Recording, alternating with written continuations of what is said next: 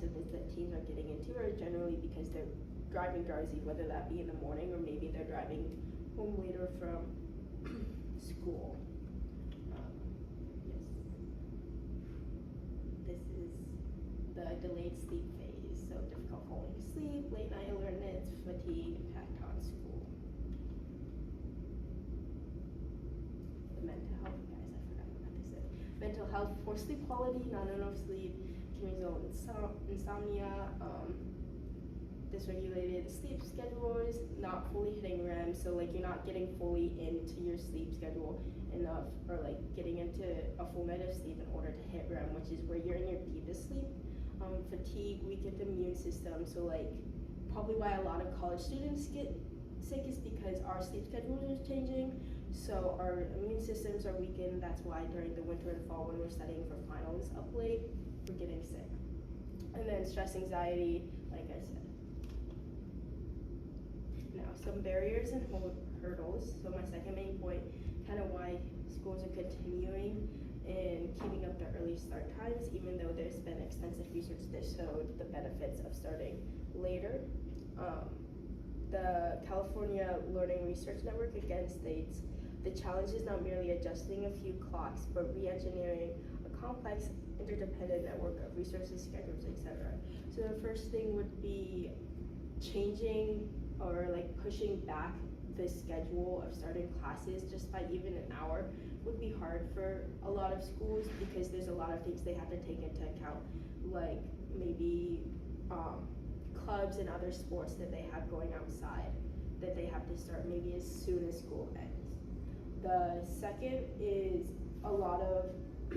my second point is that a lot of the time with transportation and busing would be hard because a lot of kids are being brought to school, maybe if you don't have your driver's license, by your parents, and because school is starting early enough, parents can drop their kids off before school starts, and then the bus can take them home after. And then the bus starting later could cause conflicts in their schedules, whether they're running into rush hour, which would cause a problem in getting all of this students in their route, which would lead to a rise in needing bus drivers, which would mean more money would need to be, the budget would need to be bigger for bus drivers. And then my third is that a lot of the parents and students and like families of students already have routines set in place and they're really resistant to changing their routines. So from sports outside of school, clubs, whatever, as well as teachers have things going on after school, so starting later would mean that they would have to maybe sacrifice the club that they're in, things such as that. Now, some solutions.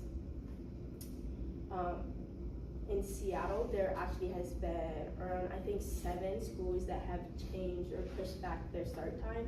So Cure 7 News wrote on the change saying, the district says, the change help with streamlining school bus schedules so it can provide the service with fewer bus drivers. The school will be one of 7 starting an hour later next year. So as I previously talked about with the budget and school bus drivers, in Seattle, they actually pushed back to start later because they would be saving money on their bus drivers.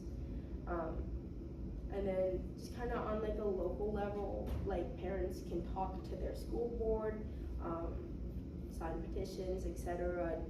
And even if schools aren't pushing to make that change, you as you're talking consistently to the school board or like signing petitions consistently, you're keeping that in the back of their mind, which puts a pressure on them to kind of make this change for a healthier school environment for their kids.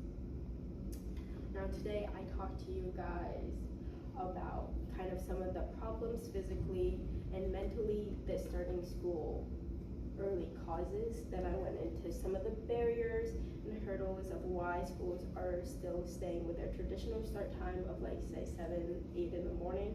And then I moved on to some solutions and even some of the solutions to the hurdles and barriers that were presented. Now, you may be thinking, oh, this doesn't really apply to me, I'm in college now.